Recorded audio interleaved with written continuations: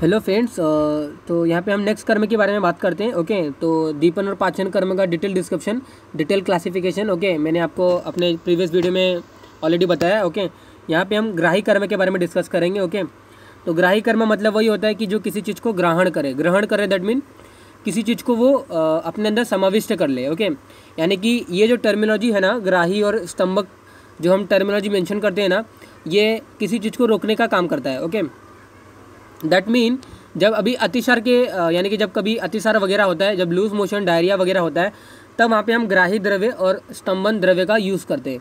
मैंने ऑलरेडी आपको बताया है कि कोई द्रव्य अगर जो फंक्शन करता है, हम उन्हीं के नाम से प्रोनाउंस करते हैं। तो ग्राही जो फंक्शन करता है उनको हम ग्राही द्रव्य बोलते हैं, और स्तंभन यानी कि जो किसी चीज़ को रोकता है उसको हम क्या बोलते हैं, स्तंभनीय द्रव्य बोलते हैं। ग्राही और स्तंभन जो द्रव्य होते हैं, ग्राही द्रव्य और स्तंभनीय द्रव्य, दोनों द्रव्य जो काम करते हैं हमारे लूज मोशन में काम करते हैं, यानी कि अतिसार को रोकते हैं। लेकिन दोनों का काम करने का तरीका जैसे दीपन और पाचन में था, भोजन को पाचन करने के लिए, वो दोनों अलग अलग तरीके से अपना काम कर रहे थे। इन दैट सेम वे ग्राही और स्तंभन कर्म जो होता है, ओके, दोनों का काम अलग होता है, दोनों ही अतिसार में यूज़ करेंगे। लेकिन ग्राही जो द्रव्य होते हैं वो हमारे साम अतिसार में यूज़ करते हैं हम उसको, और हमारा जो स्तंभनीय द्रव्य जो होते हैं वो हमारे पक्व अतिसार में यूज़ करते हैं। ओके, तो आपको एक पर्टिकुलर इमेज दिखता होगा कि पर्टिकुलर जो यहाँ पे मेल है, ओके, कंटिन्यू फ्रस्ट्रेट हो गया, कंटिन्यू लूज मोशन से। ओके, तो यहाँ पे वो लूज मोशन कैसा हो रहा है, वो लूज मोशन भोजन डाइजेस्ट हो जाने के बाद वो हो रहा है कि भोजन लिया कि नहीं, तुरंत उसको लूज मोशन हो रहा है।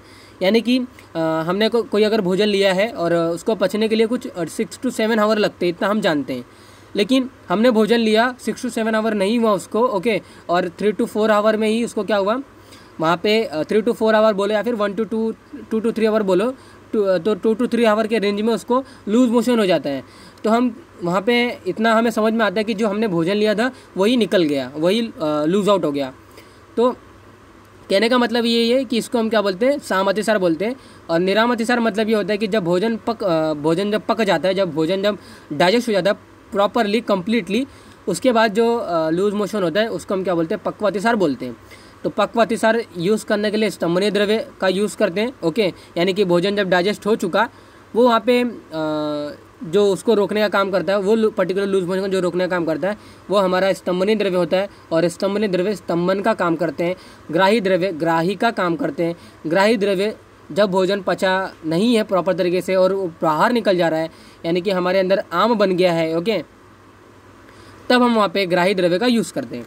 ग्राही द्रव्य अल्टीमेटली इसका काम करने का तरीका यही होता है, ये क्या करता है, जो आपने भोजन लिया ना उसको ऊपर एक्ट करता है, उसके ऊपर एक्ट करके क्या करता है, उसको पहले डाइजेस्ट करता है। ओके, और अल्टीमेटली डाइजेस्ट करने के बाद वहाँ पे क्या होता है, उसका वहाँ पे शोषण वगैरह करता है। ओके, तो वन बाय वन हम डिस्कस करेंगे। ओके, तो फर्स्ट ऑफ ऑल श्लोक देख लेते हैं कि कौन सा श्लोक इंपॉर्टेंट है। तो स्क्रीन पे जितने भी श्लोक आपको दिख रहे हैं पूरे नहीं याद करना है, उनमें से मैं आपको बताता हूँ कौन सा श्लोक आपको याद करना है, कौन सा याद नहीं करना है। ओके, तो दीपनम पाचनम यत स्यात् उष्णत्वात् द्रव शोषकम ग्राही तत् च यथा शुंठी जीरकम गज पिपीली। ओके, तो अगर रेफरेंस की अगर बात करें, शारंगधर संहिता पूर्व मध्यम खंड भाव प्रकाश मिश्र, यानी कि भाव प्रकाश संहिता में भाव प्रकाश मिश्र द्वारा जो लिखा संहिता था, वहाँ पे 6ठा अध्याय और जो हमारा 221 नंबर का श्लोक है 6 अध्याय से लिया गया। ओके, दीपनम पाचनम यत स्यात् उष्णत्वात् द्रव शोषकम। ओके, जो ग्राही द्रव्य जो होते हैं, ओके, वो दीपन और पाचन दोनों का काम करते हैं। ओके, तो अल्टीमेटली आपको समझ में आ गया रहेगा कि दीपन और पाचन दोनों का काम करने वाला जो द्रव्य होगा वो हमारा ग्राही द्रव्य होगा। यह तो उष्णत्वात्, जिसमें उष्णता ज़्यादा होगी, तो दीपन और पाचन बोल दिया तो ये समझ में आ जाता है कि उसमें उष्ण ज़्यादा होगी, यानी कि वो हॉट एंड पोटेंसी होंगे। क्यों? क्योंकि दीपन और पाचन द्रव्य कैसे होते हैं, वो वायु और महाभूत और अग्नि महाभूत प्रधान द्रव्य होते हैं। ओके, तो ऑलरेडी मैंने आपको बताया है दीपन और पाचन के एक्सप्लेनेशन में। ओके, तो दीपन और पाचन द्रव्य में वायु महाभूत और अग्नि महाभूत ज़्यादा होती है, यानी कि अल्टीमेटली वो हॉट एंड पोटेंसी वाले होते हैं। यत स्यात् उष्णत्वात् द्रव शोषकम। ओके, यहाँ पे इनका कहने का मतलब क्या है कि आग्नेय गुण प्रधान वाला जो हमारा कोई भी पर्टिकुलर जो द्रव्य होता है ना, वो क्या करता है, जो मल रहते हैं, जो हमारे अंदर जो फॉर्म हो रहा है, ओके, जो अल्टीमेटली जो एक्सक्रीटर जो फॉर्म हो रहा है, ओके, उनके द्रव्य अंश को शोषण करते हैं। अगर एग्जांपल दूं मैं कि अगर कहीं आपको कहीं आग वगैरह लगी है, ओके, तो वहाँ पे क्या होता है, अगर कोई वाटर वगैरह उसके नियर बाय रहता है तो क्या होता है, वो ड्राई हो जाता है, यानी कि वो वहाँ से सूख जाता है। तो सेम कॉन्सेप्ट है, आग्नेय द्रव्य हम ले रहे हैं, ओके, पाचनीय द्रव्य ले रहे हैं। पाचनीय द्रव्य क्या करेगा, जो हमारा भोजन पचा नहीं है उसको पचाएगा, और दीपनीय द्रव्य यानी कि जो अग्निमाभूत जिसमें ज़्यादा है, ओके, वो वाले द्रव्य क्या करेंगे हमारे, या अब ऐसा भी बोलो, वो पर्टिकुलर जो अंश है, ओके, वो क्या करते हैं, जो द्रव्य अंश जो बढ़ा हुआ है, ओके, उनको क्या करते हैं, शोषण करते हैं। यानी कि आग्नेय गुण प्रधान वाला जो द्रव्य है वो मलों में से जो द्रव्य अंश रहता है उनका शोषण करते हैं। ओके, तो एग्जाम्पल मैंने आपको बताया कि अग्नि की ज्वाला जो रहती है, ओके, जैसे वो द्रव्य के कुछ अंश को शोषण करता है, इन दैट सेम वे हमारे बॉडी के अंदर भी क्या करता है, आग्नेय द्रव्य और पाचनीय द्रव्य के अंतर्गत जो अग्निमाभूत होती है उनके द्वारा वो पर्टिकुलर द्रव्य क्या करते हैं, आम का पाचन तो करते ही हैं, लेकिन अलॉन्ग विद दैट जो एक्सक्रीटा जो फॉर्म हो रहा है जिनमें वाटर क्वांटिटी बहुत ज़्यादा है, ओके, वहाँ पे भी वो क्या करते हैं, उनका शोषण करते हैं। ओके, तो अल्टीमेटली वहाँ पे क्या होता है, हमारे अतिसार रुक जाता है। ओके, ग्राही तथा च यथा शुंठी जीरकम गज पिपली। ओके, तो कॉन्सेप्ट यही है, आपको इतना याद रखना है कि दीपन कर्म कैसे अचीव होता है, दीपन कर्म ग्राही कर्म कैसे अचीव होता है। ग्राही कर्म हमें अचीव इसी प्रकार होता है कि वो दीपन और पाचन दोनों की एक्टिविटी करने वाला द्रव्य होता है, और उनके वजह से क्या होता है, दीपन और पाचन में वायुमाभूत अग्निमाभूत ज़्यादा होती है, और इन दैट सेम में जो हमारा आम डाइजेस्ट यानी कि जो अनडाइजेस्टेड जो फूड है जो डाइजेस्ट नहीं हुआ है उसको उसका पाचन करता है वो। ओके, उसका पचन करता है, और अल्टीमेटली वहाँ पे क्या होता है, हमारे जो लूज मोशन जो हो रहा था वो वहाँ पे नहीं होता है। ओके, तो ग्राही तथा यथा शुंठी जीरकम गज पिपली, या एग्जाम्पल दिया शुंठी जीरक और गज पिपली का एग्जाम्पल दिया। शुंठी मतलब अदरक, ओके, सूखा हुआ पाट, ड्राई जिंजर। जीरक मतलब जीरा, ओके। गज पिपली दैट इज टाइप ऑफ पिपली। ओके, तो एक्सप्लेनेशन की अगर बात करें, the drug which act both as a appetizer and a digestive, दोनों जो दीपन और पाचन का काम करते हैं। While absorbing the fluid is known as a grahi. Okay, कैसे वो एब्जॉर्ब कर रहा है मैंने अभी आपको बताया। अग्निमाभूत जो द्रव्य था हमारा, आग्नेय द्रव्य दीपनीय द्रव्य और पाचनीय द्रव्य जो था हमारा, जिनमें अग्निमाभूत ज़्यादा थी, वो वाले द्रव्य क्या करते हैं, हमारे एब्जॉर्ब करते हैं फ्लूइड को। ओके, जो कि एक्सेस में था वहाँ पे। ओके, और along with that they help in the appetiser, help in the digestive properties as well. Okay, वो उनका पचन भी करते हैं।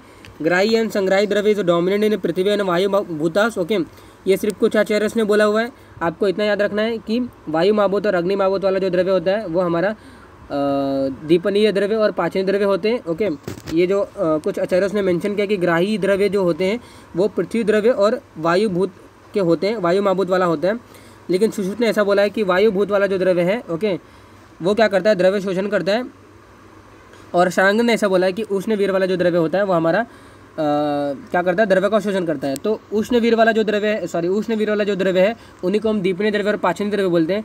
और अल्टीमेटली आप समझ ही गए रहोगे, मैंने एग्जांपल जैसा दिया कि अग्नि की ज्वाला से द्रव्य का कुछ अंश वो वहाँ पे शोषित हो जाता है, कोई कुछ अंश क्या होता है वहाँ पे सूख जाता है। तो कैसे वो अचीव हुआ, क्योंकि उसमें उष्णवीर्य है, उसमें उष्णता ज़्यादा है, उसके प्रॉपर्टीज रुक्ष वगैरह रहती है, जिसकी वजह से वो ड्राई हो गया, जिसकी वजह से सूख गया।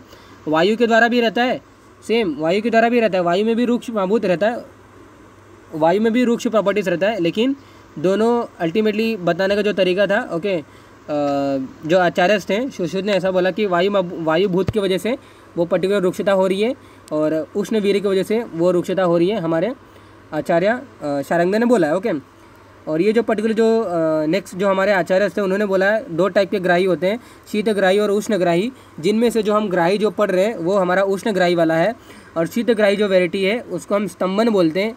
ओके, तो यहाँ पे बताया है कि जो डाइजेस्ट करता है हमारे इनडाइजेस्टेड फूड को, ओके, ग्रहणी के अंदर, ओके, जो एब्जॉर्ब करता है फ्लूइड को, तो वो कैसे एब्जॉर्ब करता है, वो हमारे उसको हम उष्णग्राही बोलते हैं। ओके, जो कि दीपनीय और पाचनीय दीपनीय और पाचनीय द्रव्य का जो काम करता है। ओके, यानी कि दीपनीय द्रव्य और पाचनीय द्रव्य जो काम करते हैं, ओके, वो क्या करते हैं, आम का डाइजेशन करते हैं और एब्जॉर्प्शन करते हैं हमारे फ्लूइड का। ओके, फ्लूइड जो हमने लिया है उसका एब्जॉर्प्शन नहीं होता है, तभी क्या होता है वहाँ पे एक्सेस अमाउंट में उसका फॉर्मेशन होता है, अल्टीमेटली वहाँ पे क्या होता है, लूज मोशन होता है। तो दोनों का एब्जॉर्प्शन प्रॉपर हो, ओके, वहाँ पे वो उष्णग्राही वाला द्रव्य करता है। Okay, therefore known as a ushnagrahi. Okay, वही जैसे मैंने आपको बताया। और वहाँ पे लेटर ऑन जो हम स्तंभन जो पढ़ने वाले, ओके, पक्वमल इन अतिसार, ओके, यानी कि जो पक गया भोजन, ओके, आफ्टर दैट जो वहाँ पे लूज मोशन हो रहा है, ओके, वहाँ पे उस अतिसार कंडीशन में उसको रोकने के लिए हम शीतग्राही का यूज़ करते हैं, जहाँ पे हम स्तंभन द्रव्य का यूज़ करते हैं, ओके। इन अदर वर्ड्स ग्राही में भी कंसिडर एज उष्णग्राही, ओके, एंड स्तंभन में भी कंसिडर एज शीतग्राही। जस्ट मैंने भी आपको वही बताया, ओके। यहाँ पे वही बताया कि जो स्टॉप करता है, जो प्रिवेंट करता है फर्दर एक्सक्रीशन को, कौन से मल को, ओके, उनको हम क्या बोलते हैं, पुरुष संग्रहणीय बोलते हैं, बीड ग्रह बोलते हैं, ओके, बीड मतलब फीसेस, ओके, और संग्राहिका भी बोलते हैं और ग्राही द्रव्य बोलते हैं। तो ये सभी क्या है, हमारे सिनोनिम्स है, ओके। तो पुरुष संग्रहणीय दैट मीन पुरुष मतलब हमारा जो फीसेस होता है, जो मल होता है, उनका जो संग्रहण करे उनको क्या बोलते हैं, पुरुष संग्रहणीय बोलते हैं। तो अल्टीमेटली दो ये सभी क्या है, इसके पर्यायी नाम है, ये सभी इसके क्या है, सिनोनिम्स, ओके।